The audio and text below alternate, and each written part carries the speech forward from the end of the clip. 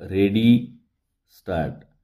एका मागोमाग एक वरचढ पदव्या मिळविण्यात अनेक वर्षे घालवून शेवटी बेकार म्हणून घरी बसण्यापेक्षा काही मोजका काळ एखाद्या व्यवसायाचे नेटके ज्ञान मिळवून त्याचा आर्थिक स्वावलंबनासाठी तत्काळ वापर करणे हेच शहाणपणाचे ठरते. अर्थशास्त्रात ज्या गुंतवणुकीवर लवकरात लवकर चांगले उत्पन्न मिळणार असेल ती गुंतवणूक फायदेशीर मानतात.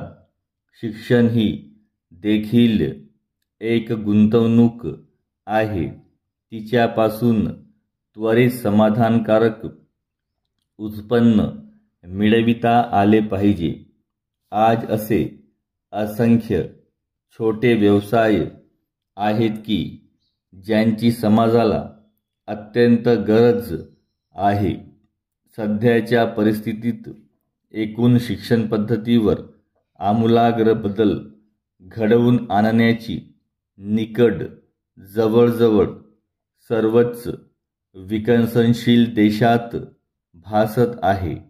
याचे कारण म्हणजे हे सर्वच देश ग्रामीण व कृषीप्रधान समाजरचनेकडून नागरी व औद्योगिक समाजरचनेकडे झपाट्याने वाटचाल करीत आहेत.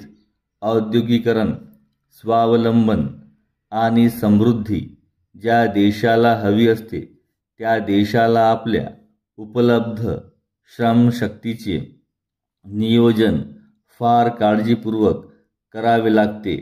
या देशाला अनेक प्रकारचे श्रमिक हवे असतात.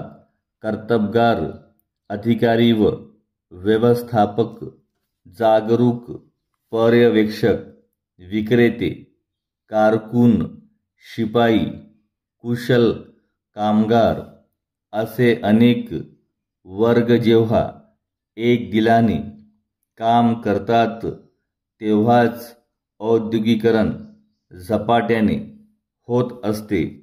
सध्याच्या परिस्थितीत कोणत्याही प्रकारचे काम असले तरी त्यामध्ये विशेषीकरण करणे आवश्यक ठरू लागले आहे. साधा कारकून असो किंवा मोठा व्यवस्थापक असो, तो स्वतःच्या कामामध्ये आवश्यक ते अद्ययावत ज्ञान आणि कौशल्य आत्मसात केलेला असा असतो. तो तसा नसेल तर आपल्या देशाने निवडलेल्या ध्येयाच्या सिद्धीमध्ये तो पुरेसा सहभागी होऊ शकत नाही. वेगवेगळ्या स्तरावरील प्रावीण्य मिळविण्यासाठी एक सरळ धोपट शिक्षण पद्धती सर्वांसाठी राबवून चालणार नाही. प्रत्येक प्रकारचे कौशल्य शिकण्याची स्वतंत्र पद्धती असली पाहिजे. तिच्यासाठी स्वतंत्र अभ्यास असला पाहिजे. पंचवार्षिक योजनेचा आराखडा तयार होताना शिक्षणाबाबत हा दृष्टिकोन ठेवायला हवा. मधल्या काळात ग्रामीण जनतेची शैक्षणिक भूक भागविण्यासाठी शिक्षणाचा संख्यात्मक विकास केला गेला. लहान गावात आणि खेड्यातही महाविद्यालये उघडली गेली. यातूनच बेकारीची समस्या देशापुढे उभी राहिली.